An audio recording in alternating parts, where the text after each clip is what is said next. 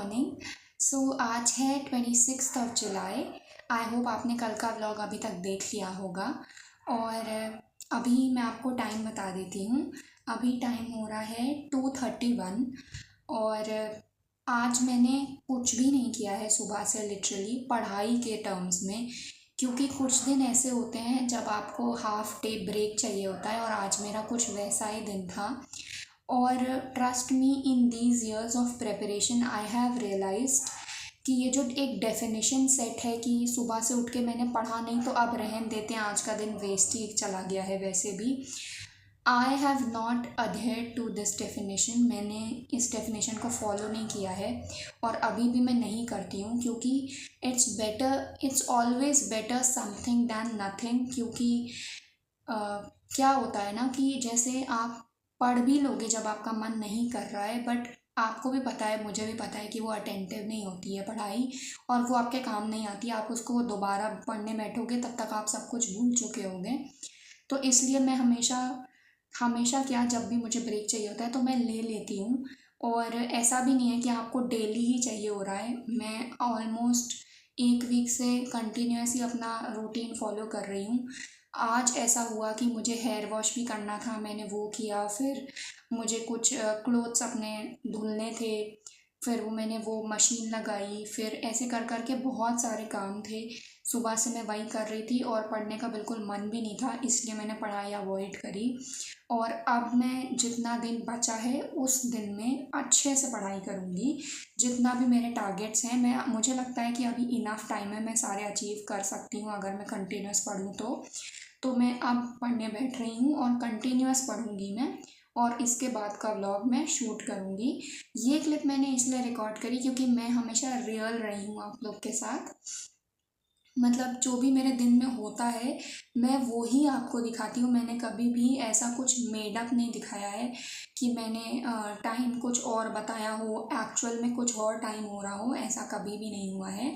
और ये इसलिए भी मैं शूट कर रही हूँ कि अगर आप लोग के साथ ऐसा होता है कि आप उठे हो, आपको उठने में लेट हो गया है, आप देर से पढ़ने बैठ रहे हो, तो आप ऐसा माइंडसेट अपना मत बनाइए कि it's okay, the day has been wasted, अब पढ़ने का कोई मतलब नहीं है। ऐसा नहीं है। अगर आप शाम के 4 बजे से भी पढ़ने बैठ रहे हो, अच्छे से पढ़ रहे हो, तो भी आप 6 to 7 आवर्स की पढ़ाई 4 बजे के बाद कर सकते हो, क्योंकि दिन भर आप रेस्ट कर ही चुके होगे, उसके बाद आपको रेस्ट की नीड नहीं होगी। इसलिए मैंने ये क्लिप शूट करी थी। तो चलिए अब बढ़ते हैं पढ़ाई की तरफ। सबसे पहले मैं आज करंट अफेयर्स कवर करूँगी, क्योंकि कुछ दिन से एनवायरनमेंट, मॉडर्न हिस्ट्री, ये सब पढ़ के मैंने करंट अफेयर्स थोड़ा सा नेग्लेक्ट किया है। तो अभी मैं घटना सार भी पढ़ूँगी करंट अफेयर्स के लिए, और जो SCS का करंट अफेयर्स में पढ़ती हूँ वो भी पढ़ूँगी। तो सबसे पहले मैं करंट अफेयर्स कवर करूँगी, उसके बाद लेट्स सी मैं कौन सा सब्जेक्ट। आज मैं एक मॉक देने का सोच रही हूँ, नॉट मॉक बट मैं एक PCS का PYQ सॉल्व करने का सोच रही हूँ, तो वो करूँगी मैं। तो वो भी मैं आपको दिखाऊँगी क्या स्कोर रहता है, कितने टाइम में किया मैंने। तो चलिए बढ़ते हैं पढ़ाई की तरफ। मैंने शुरू कर दिया है अपना करंट अफेयर्स का स्लॉट, और इस वीडियो में मैं एक टॉपिक के बारे में थोड़ा सा बात करना चाहती हूँ, क्योंकि मुझे लगता है कि अगर आप किसी प्लेटफॉर्म को यूज़ कर रहे हो तो उस प्लेटफॉर्म का सही यूज़ करना भी बहुत इम्पॉर्टेंट होता है। मैं बात करना चाहती हूँ जो दिल्ली में इंसिडेंट हुआ नीलेश जी के साथ, और बाकी जो अभी एक सो कॉल्ड कोचिंग इंस्टीट्यूट के बेसमेंट में इंसिडेंट हुआ है उसके बारे में। सबसे पहले तो जो भी अब जिनके साथ भी जो भी हुआ, उनके पेरेंट्स को श्री सीताराम बहुत बहुत सारा पेशेंस दें, बहुत सारी हिम्मत दें कि वो इस चीज़ से जल्दी ओवरकम कर पाएँ। कभी भी वो ओवरकम नहीं कर पाएंगे, बट वो अपने आप को अच्छे से संभाल पाएँ, इसके लिए श्री सीताराम उनको हिम्मत दें। और साथ ही मैं आप लोग से एक बहुत इम्पॉर्टेंट टॉपिक के बारे में बात करना चाहूँगी, जैसे कि जो मैंने अभी एक यूट्यूब चैनल जिसको मैं बहुत फॉलो करती हूँ, एक दीदी हैं, टॉपर्स टॉप करके चैनल है जिनका स्टडी व्लॉग्स आते हैं, उनके साथ भी ये इंसिडेंट हो चुके हैं, 1-2 इंसिडेंट्स, और मैं उनको ही देख के मैंने अपना यूट्यूब चैनल स्टार्ट किया था। तो उनके चैनल पे भी जाके आप उनकी लेटेस्ट वीडियो चेक करिएगा, उन्होंने भी इस बारे में बात करी है और मैं भी इस बारे में बात करना चाहती हूँ।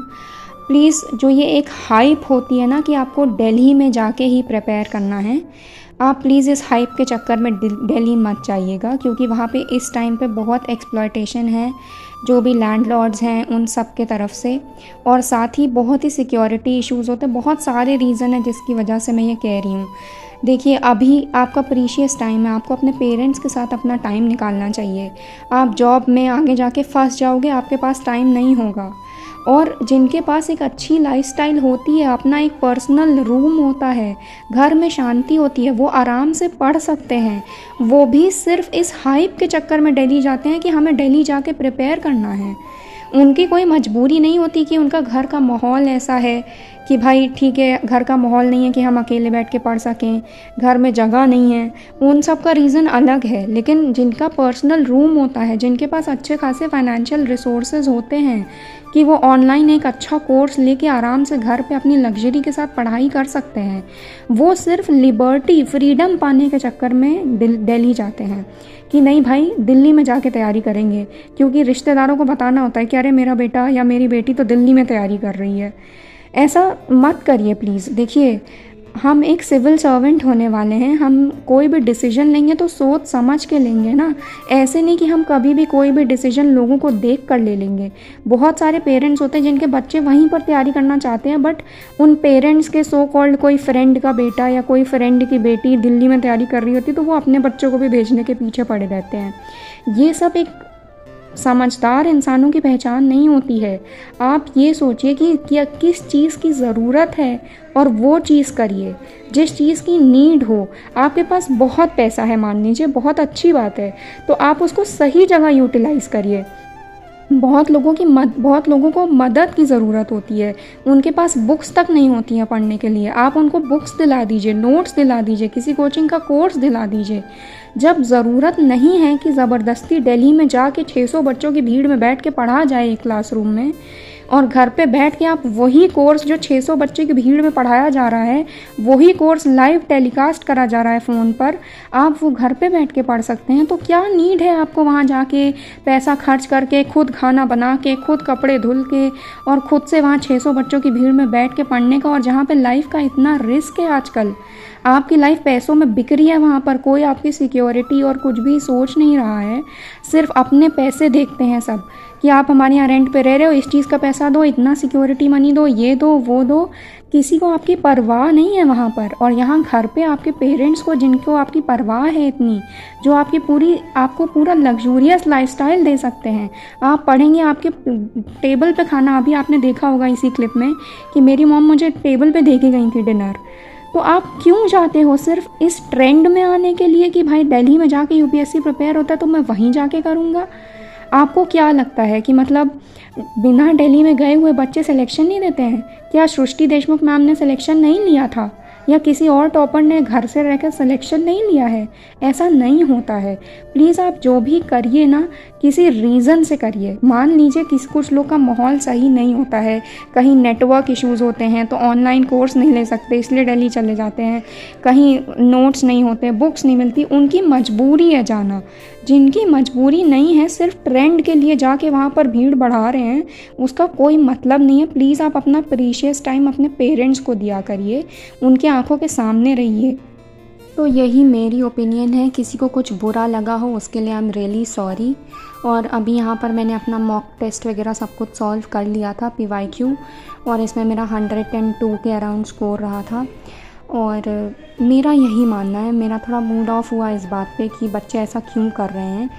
और इवन मेरे साथ खुद ये इंसिडेंस हुआ। एक मेरी जूनियर थी, उसको मैंने बहुत समझाया कि वहाँ मत जाओ, तुम वहाँ नहीं रह पाओगी, वहाँ तुम्हारी पढ़ाई नहीं हो पाएगी, बहुत वहाँ स्ट्रगल है, ऐसे नहीं रह पाता है कोई भी। वो यहाँ पे बहुत लग्जूरियस लाइफस्टाइल जीती थी और वो मेरी बात नहीं मानी, उसने मेरी बात बिल्कुल भी नहीं मानी। वो पूरा बहुत सारे पैसे लगाकर वहाँ शिफ्ट हुई, 25,000 रेंट देती थी, उसके ऊपर उसके कितने एक्सपेंसेस थे। एंड आप बिलीव करिए वो 5 मंथ्स में वहाँ से वापस आ गई, सारे पैसे वेस्ट हो गए उसके। तो इसीलिए मैं कहती हूँ कि अगर आपके पास फाइनेंशियल रिसोर्सेज है, आप प्लीज़ लोगों की हेल्प करिए। बहुत सारे बच्चे हैं जिनको हेल्प की नीड है, आप बुक्स ख़रीद के उनको दे दो, नोट्स ख़रीद के उनको दे दो, अपने बुक्स आपने जो ख़रीदे हैं उनके साथ शेयर करके पढ़ लो। प्लीज़ अपने पैसे ऐसे वेस्ट मत करिए। आप किसी की हेल्प करोगे, आपको जब नीड होगी ना तो भगवान आपकी हेल्प करने के लिए लोगों को भेजेंगे। तो प्लीज़ आप जो भी डिसीजन लीजिए सोच समझ के लीजिए और अच्छे से पढ़ते रहिए। जिसकी मजबूरी है जाने के लिए उसको मैं नहीं मना कर रही हूँ, आप प्लीज़ जाओ, अच्छे से जाओ, अच्छे से रहो वहाँ पर, लेकिन सेफ्टी के साथ रहिए।